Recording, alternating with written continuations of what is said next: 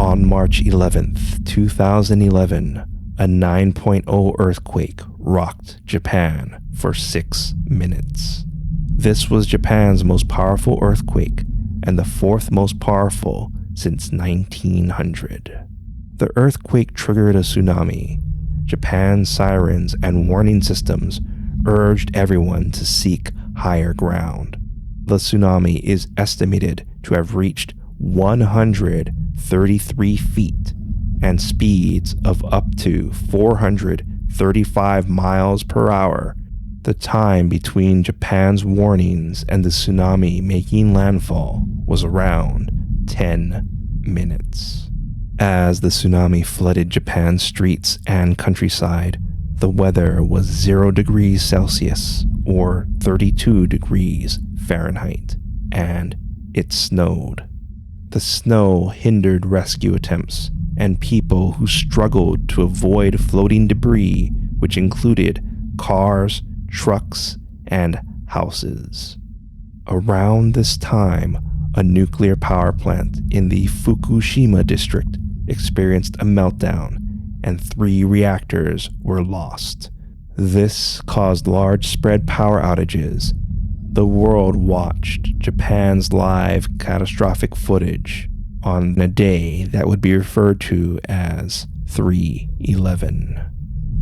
Months after 3/11, reports spread throughout Japan that people were being reunited with loved ones. However, their loved ones were ghosts. These are Japan's 3/11 tsunami ghosts. And this is Legends from the Pacific.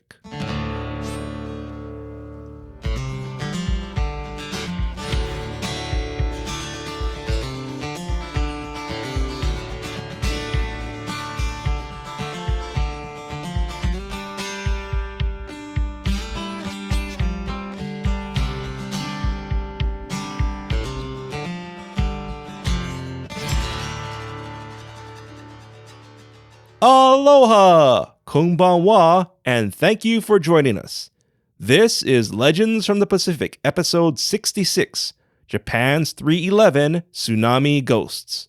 I am Kamuala Kaneshiro, a native Hawaiian professional writer, speaker, and Comic-Con panelist with extensive film and television experience. I study mythology, I've encountered unusual things, and I'm a geek. Would your friends and family like to know more about Asian and Pacific folklore? Well, tell them about our show. This simple request goes a long way in helping us grow our show.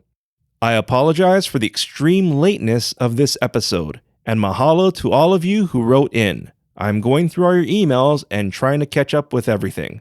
For more information about this, please listen to episode 64.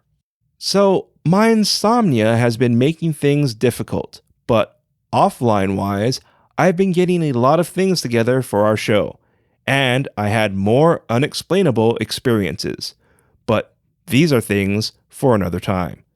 Speaking of unexplainable experiences, send me your Pacific stories to share on future episodes. Also, if there's a story you would like me to cover, please write in and let me know. I enjoy getting your suggestions because they help me cater our shows for you. Later in this episode, your featured song and Hawaiian word, but first, Japan's 3/11 Tsunami Ghosts. Months following Japan's 3/11, many reported various unusual ghostly experiences. Stories claimed there'd be knocking on the door, the homeowner would answer and discover a soaking wet person asking for dry clothes. The homeowner would hand the person dry clothes, and more drenched people would show up. Others encountered soaking wet people acting unusual and asking if they were dead. In these cases, the wet people were ghostly victims of 3/11. The common aspect these experiences share include the ghostly individuals are young adults. They are soaking wet, sometimes dripping wet. They'll occasionally leave wet puddles where they vanished, and they wear heavy winter clothes. Of these experiences, I'm intrigued by the ones shared by taxi drivers. You see, these stories usually involve a taxi driver picking up a passenger. They head to the requested destination, but the passenger disappears before reaching their destination. I've shared similar stories with Pele, and while it's easy to label the taxi driver stories as made up, I'd like to point out that the cabbies needed to record their trips, so when their ghostly passengers disappeared, someone had to pay the fare, and it was usually the taxi drivers. Even though many of them were still struggling financially from Japan's 311.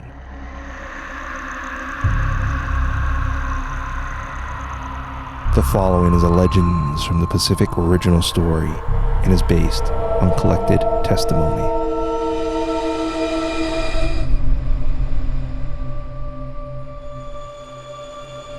Tanaka parked his cab and thanked his departing passenger. That's when the sirens sounded. Tanaka's long drive outside his normal route saved him from the 311 tsunami, but his family wasn't as lucky. He refused to accept his missing family was dead. They were somewhere, possibly wandering Japan's streets, and he could use his job to find them. However, he couldn't drive around aimlessly. His miles needed to be documented and paid for, so he plunged himself into his work. Months passed.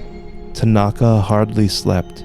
His bosses, who once viewed his behavior as a coping mechanism, expressed to their devoted driver to take some time off and relax.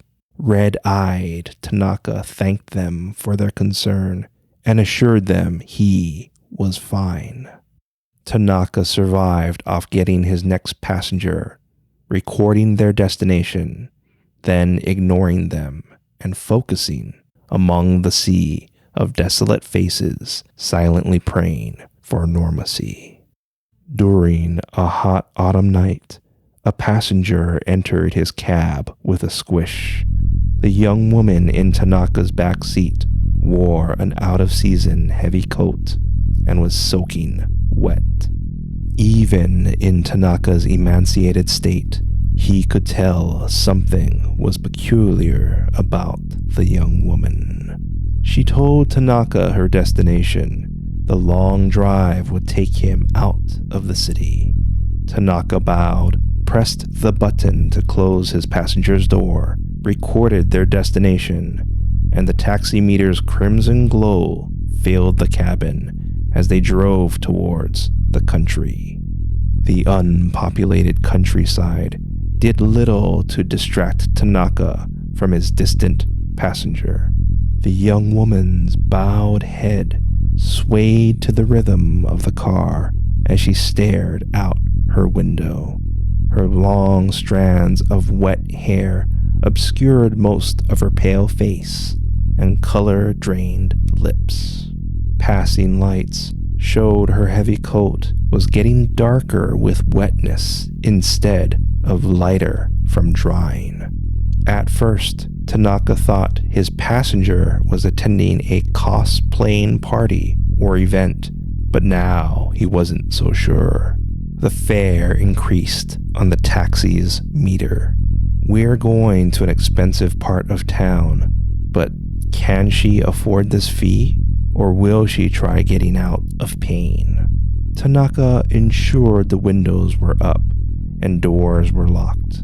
He shook his head, cursed himself for his cruel thoughts, and focused on getting the young woman home. He decided to make small talk near their destination so things would be less awkward if she didn't feel talkative. Near the young woman's street, Tanaka asked about her plans for the weekend. She stared out her window through her strands of wet hair. Tanaka exhaled and slowed near their destination. He glanced in his rearview mirror, and the woman was gone. Tanaka checked his back seat. It was empty. He parked, unlocked his doors, and leapt into the empty street. He scanned the area searching for his passenger. He saw her heavy coat. It took a while recognizing his missing passenger was the young woman wearing it, because she was smiling in her picture that was part of a shrine the neighborhood made for the loved ones they lost to the tsunami. Tanaka staggered into his taxi and closed his door. His side mirror reflected his passenger's smiling picture. He bowed, paid her expensive fare, prayed he provided her peace, and hoped someone would do the same for his missing family.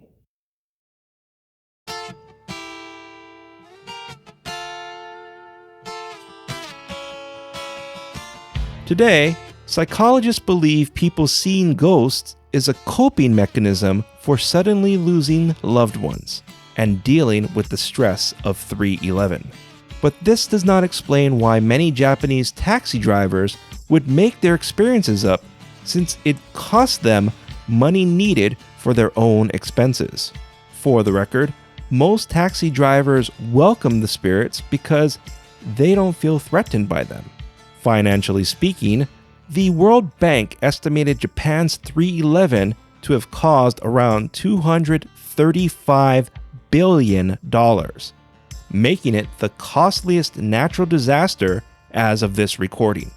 Recently, in 2021, 10 years after 3/11, it's been reported the incident caused over 19,000 deaths, and over 2,500 people were still missing. Personally speaking, my Japanese family members were fine and not severely affected.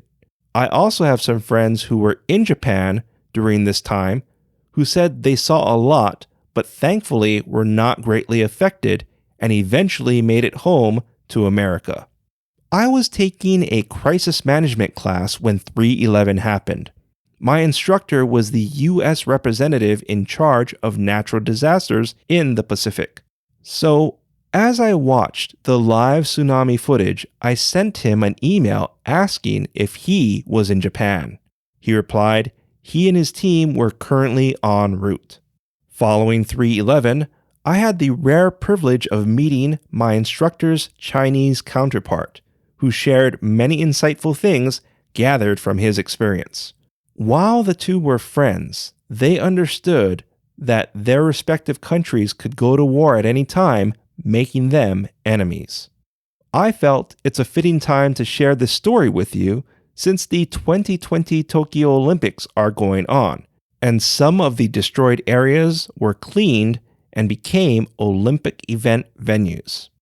I feel that looking beyond the various controversies, commercialism, and politics, we can see times when the world can put their differences aside for a country experiencing a crisis, or join as one in a spectacle like the Olympics.